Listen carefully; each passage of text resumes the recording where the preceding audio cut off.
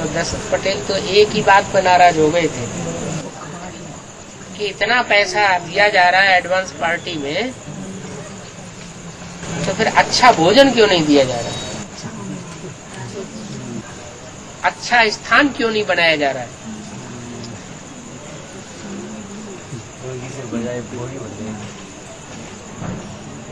अब जो करोड़ों रुपया कमाता हो,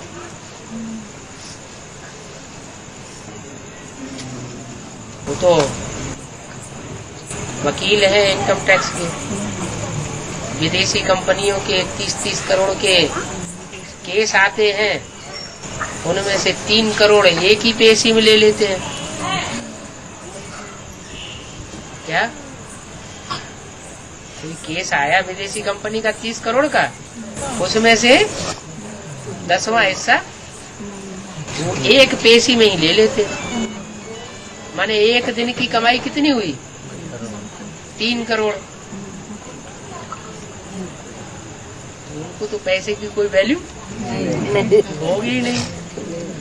यहाँ तो बाबा हमको सिखाते हैं क्या, कम खर्च बाला नसीब। भले कोई हमको करोड़ दे दे, लेकिन हमें खर्च कितना करना है? कम से कम खर्च करना है। जितना कम खर्चे में हम स्वर्ग की स्थापना में सहयोगी बन जाएंगे, उतना ऊंचा पद हमारा बनेगा।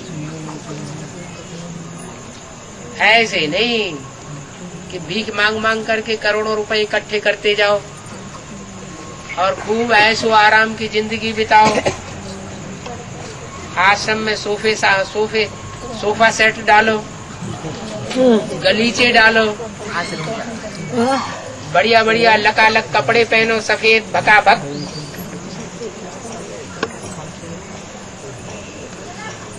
यहाँ ऐसा कुछ नहीं है।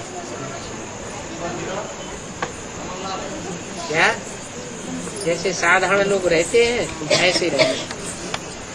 बाबा तो मुरली में बोलता है क्या, न ज्यादा अच्छा खाना है और न ज्यादा बुरा खाना है।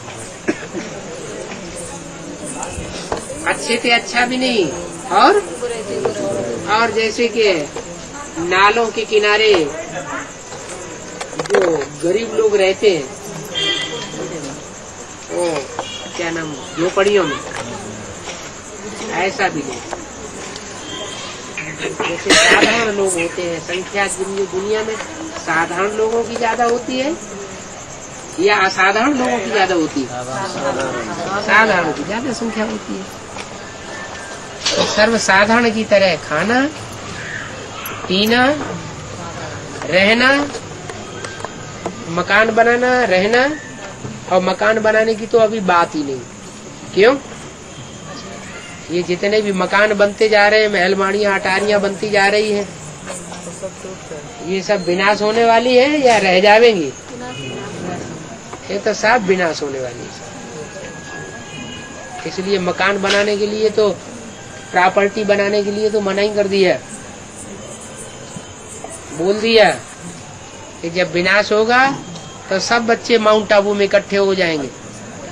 लाखों की तादाद में बच्चे माउंट आबू में इकट्ठे होंगे तो सारा का सारा माउंट आबू ही खरीद करना पड़ेगा, और दूसरी जगह प्रॉपर्टी बनाने की बात ही नहीं। इंडिया में दूसरी जगह प्रॉपर्टी बनाना, वो तो फिर श्रीमत की बरखिलाफी हो गई।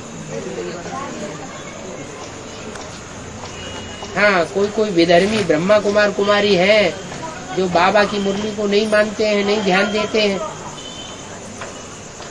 उन्होंने अपने अंडरग्राउंड कंक्रीट के मकान बनाए हुए हैं, ब्रह्मा कुमारी ईश्वर विश्वविद्यालय नाम दिया हुआ है, उसके द्वारा दुकान चला रहे हैं, पैसे कमा रहे हैं। जिसको चाहते हैं उसको धक्का दे देते हैं, कहते हैं ये भगवान का घर है, और भगवान के घर में से भगवान के बच्चों को ही, जो भगवान की बातों पे चलते हैं, भगवान की बातें मानते हैं, उन्हीं को धक्का दे दिया जाता है। तो वो तो बात एक दीगर है, लेकिन असली बात यह है कि बाबा के घर में जो बाबा के बताए हुए तौर तरीके से चलने वाले बच्चे हैं,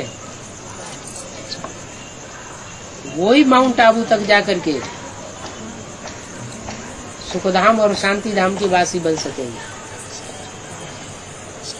देवान वाले हैं, मैं इतने पैसे वाला हूँ, मैं इतनी प्रॉपर्टी वाला हूँ, मैं ऐसा भोजन अच्छा खाने वाला हूँ, मेरे को खिचड़ी कैसे दी जा रही है,